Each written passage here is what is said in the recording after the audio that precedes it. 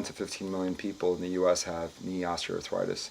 And osteoarthritis is basically damage of the ends of the bones. If you look at this model, you'll see that the ends of the bones are very smooth, and we call that cartilage, and there's meniscus on each side, and the ligaments are not properly shown here, but this is essentially a normal knee. This knee depicts the damage of the ends of the bones, and the cartilage, which is what osteoarthritis damages. Osteoarthritis is essentially the wear of the end of the bone, and it's no longer smooth, and this process of wear, and as the cartilage thins out and is destroyed, is known as osteoarthritis. And so there's severity levels from mild to moderate to severe, and it depends on how much of that cartilage is worn out. And you'll see that on an x-ray. You can't see this white and or blue material on an x-ray, but you can see the space that it should take up. And on the x-ray in our office, you would see the narrowing of the space on either side of the knee or both sides of the knee. The knee, in essence, has three compartments. There's the inner compartment. On this model, it's over on this side. We call that the medial side, the medial compartment. There's the lateral compartment, the outer side, and then there's the kneecap compartment. And a full knee replacement would replace all three compartments. And this is an example of a full knee replacement.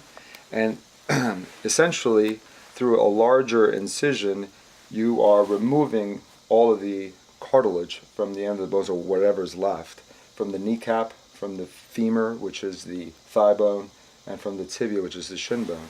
And in essence, by making specialized cuts that typically pre-surgery we template and we make sure we have the appropriate size and the appropriate angle of our cuts, we will then apply, once our cuts are made, a metallic implant, typically in my practice with some cement, but you don't have to, and it's glued on. And the same thing with the shin bone. The bone is cut such that now you have raw bone, and you apply a metallic implant with a plastic covering, and then this is how the knee moves. This is a much bigger procedure. It replaces all three surfaces, and it sacrifices some ligaments, typically the ones in the middle of the knee. The ones on the outside are left alone. The benefit of a partial knee replacement is that you're essentially only partially replacing the knee. You're replacing either the inner half, which is the medial side, which is shown in this model, or you can replace the outer half, or you can replace just the kneecap, or you can replace two compartments, typically the inner half and the kneecap. Again, the benefit here is you're not sacrificing potentially some normal tissue. Many patients, I would say probably 20 to 30% of patients that I see with knee arthritis, are reasonable candidates for a partial replacement. And the reason is that when you look at their x-rays, you'll see that they only have arthritis essentially in one half of the knee, either the inner half, the outer half, or sometimes just behind the kneecap. And so it would beg the question, why would you want to sacrifice other parts of the knee if they're doing just fine?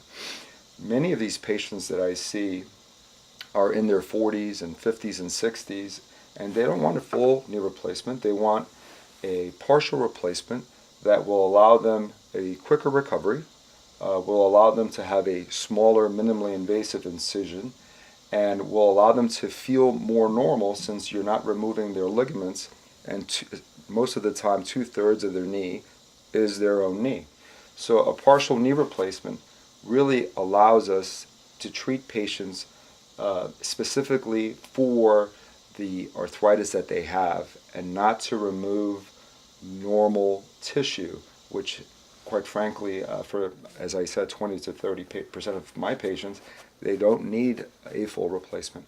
So this is a very appealing procedure, which is minimally invasive, same-day surgery. Typically, patients go home the same day, and great for pain relief, and very successful.